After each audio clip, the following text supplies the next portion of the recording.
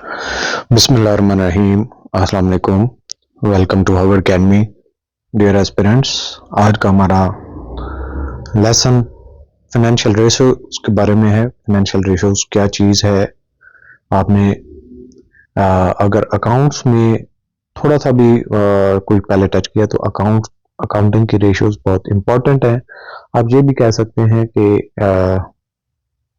मुख्तलिफ चीज़ों को या जो सेगमेंट्स हैं उनमें से चीज़ों को निकाल के आप एनालिसिस करते हैं कि कंपनी की स्ट्रेंथ क्या है, कंपनी पे कहाँ पे ऑपरेट हो रही है, इसमें इन्वेस्ट करना चाहिए नहीं करना चाहिए, इसका फ्यूचर क्या है और इसकी परफॉर्मेंस के सारे इंडिकेटर्स वगैरह आप उसके बेसिस पे कैलकुलेट कर सकते हैं। बेसिकल हमारे पास इंफॉर्मेशन क्या होती है? इनकम स्टेटमेंट होती है जिससे हम अपनी कंपनी का प्रॉफिट देखते हैं, इनकम स्टेटमेंट।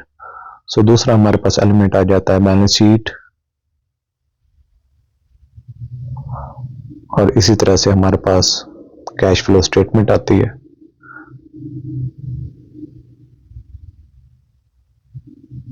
सो इनमें से ही हमने चीज़ों को पिक करना होता है और हमने रेशियोज की मदद से प्रिडिक्ट करना होता है, फोरकास्ट करना होता है और कुछ कैलकुलेशंस करनी होती हैं। सो पहले हम इसकी डेफिनेशन देख लेते हैं कि बेसिकली फाइनेंशियल रेशियोज हैं क्या। तो financial ratios are quantitative metrics, यानी कि हमें क्वांटिटी में बताते हैं, क्वालिटी में नहीं, तादाद में बताते हैं, मिकदार में बताते हैं।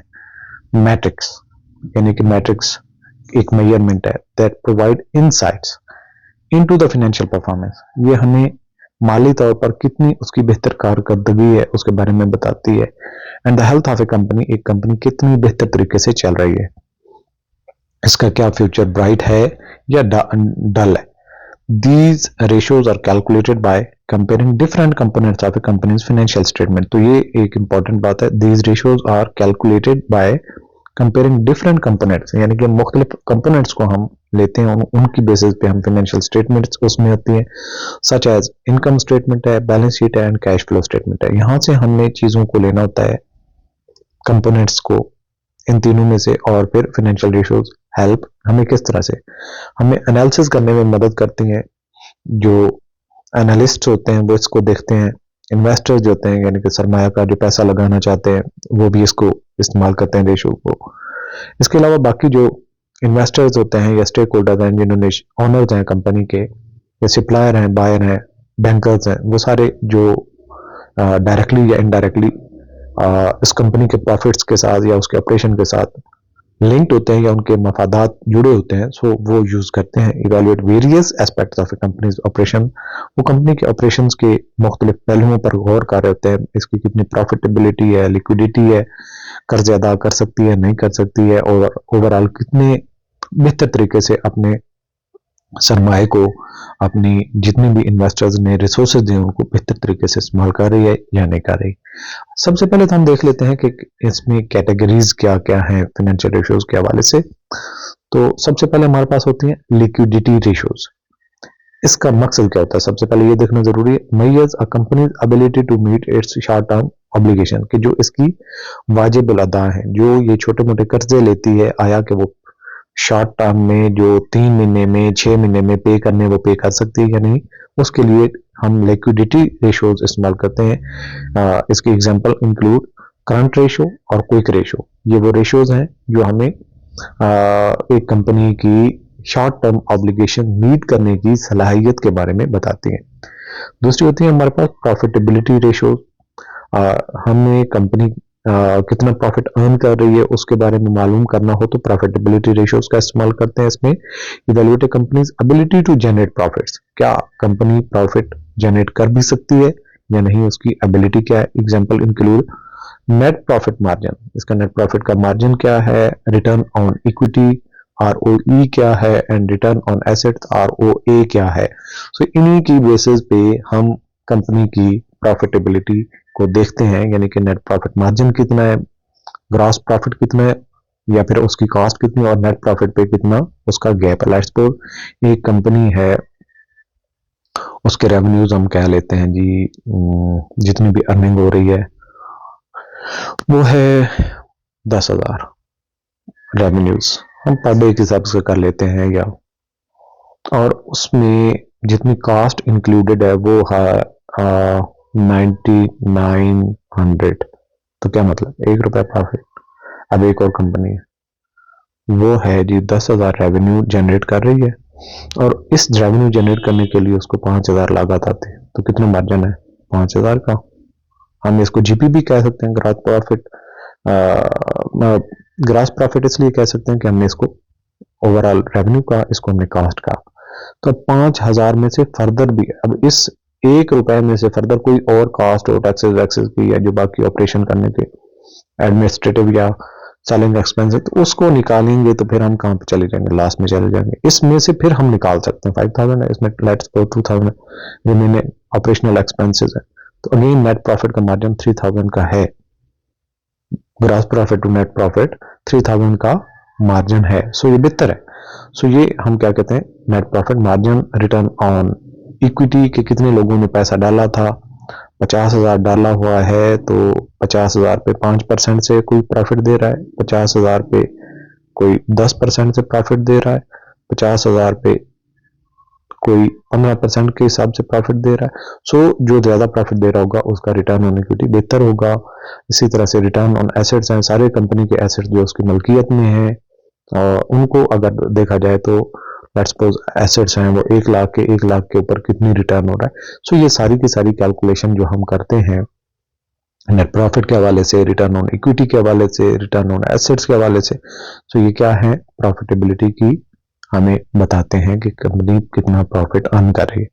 सॉल्वेंसी रेशियो यानी कि कंपनी कितनी है वो अपने आप अपने पांव पे खड़ी है। Assess company's long term financial stability and ability to meet long term obligation. तो जो हमारी लिक्विडिटी रेशियो थी वो शॉर्ट टर्म रेशियोज का बता रही थी, शॉर्ट टर्म ऑब्लिगेशंस का बता रही थी कि वो मीट कर सकती है नहीं कर सकती। सॉल्वेंसी रेशियोज हमें long term obligations company meet कर पाएगी या नहीं कर पाएगी, इसके बारे में बताती है। इसकी एग्जांपल कौन कौन सी, debt to equity ratio, debt क्योंकि लंबे अरसे के लिए लिया जाता है, सो उसकी कंपनी की कितनी अपनी इक्विटी है, कितनी उसके शेयर होल्डर्स ने पैसा डाला हुआ है, शेयर्स की जो वैल्यू उन्होंने ऑन की हुई है, वो क्या रेशियो है। एंड इंटरेस्ट कवरेज रेशियो कि कितना इंटरेस्ट पे किया जा रहा है एक साल में। सो कितना, जितना बड़ा ज्यादा इंटरेस्ट बढ़ता जाएगा उसकी सॉल्वेंसी रेशियो कम होती जाएगी। डेट टू इक्विटी रेशियो अगर कम होती जाएगी तो इट्स मीन के यानी कि डेट भी अगर 10,000 है और इक्विटी भी 10,000 है, इट्स मीन के रेशियो 1 के बराबर है। डिवाइड करने के बाद अगर किसी का जो हो जाता है डेट 20,000 हो जाता है और इक्विटी जो है 10,000 हो जाती है, तो ये क्या है 0.5 आ जाएगा। इट्स मीन के ये कंपनी ज्यादा बेहतर है क्योंकि इसके ऊपर डेट कम है, इस कंपनी के ऊपर डेट ज्यादा है। यस, आप ये कह सकते हैं डेट टू इक्विटी रेशियो जितनी लो होती जाएगी उतनी ही कंपनी की वीकनेस को शो करेगी। इसी तरह से एफिशिएंसी रेशियो है, अगर आपको 50,000 दिए जाएं और आप कहें कि एक महीने में इसको इस्तेमाल करके प्रॉफिट अर्न करो और आप 10,000 प्रॉफिट अर्न कर रहे हैं, एक और बंदे को 50,000 दिए जाते हैं और उसको कहा जाए कि आप इन्वेस्टमेंट करो और इसमें से प्रॉफिट अर्न करके ले आओ, लेट्स सपोज वो 20,000 प्रॉफिट लेके आता है, तो इट्स मीन कि आपका जो 50,000 पे 20,000 अर्न करने वाला है वो ज्यादा एफिशिएंट है, वो ज्यादा उन्हीं पैसों को इस्तेमाल करके ज्यादा प्रॉफिट अर्न कर सकता है। इसको कहते हैं efficiency major how effectively a company utilizes its assets to manage its liabilities. Example include inventory turnover, receivable turnover and asset turnover. इसी तरह से कुछ मार्केट की रेशियो होती है, मार्केट भी एक कंपनी को देख रही होती है कि वो क्या कुछ कर रही है। लेट्स सपोज एक शेयर की प्राइस है 100 रुपए, तो 100 रुपए पे वो 10,000 लेकर के चले, 100 रुपए वो उस पर प्रॉफिट दे रही। अब इसी तरह से एक और कंपनी है वो 1000 उसके शेयर की प्राइस है वो 150 दे रही है, तो मार्केट इसको बेहतर तरीके से देखे थी। इसी तरह से किसी कंपनी के जितनी शेयर की प्राइस है और उसके अर्निंग कितनी दे रही है, और अर्निंग पर शेयर भी होती है यानी कि ईपीएस अर्निंग पर शेयर। अगर आपके पास एक शेयर है और उसकी कीमत है 10 रुपए है और एक कंपनी ये भी है, दूसरी कंपनी इसका भी 10 रुपए का शेयर है, तीसरी कंपनी इसका भी 10 रुपए का शेयर है।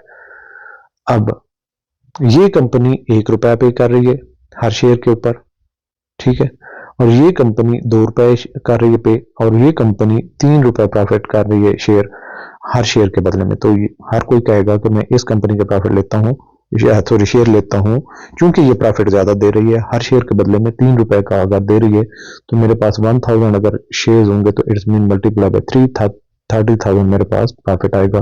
और यहाँ से अगर मुझे 2 रुपीज मिलेंगे तो 20,000 प्रॉफिट आएगा, और यहाँ से होगा तो मुझे 10,000 प्रॉफिट मिलेगा। सो उसकी तरफ ज्यादा जाएंगे जो एक शेयर के हिसाब से ज्यादा प्रॉफिट दे रहे हैं।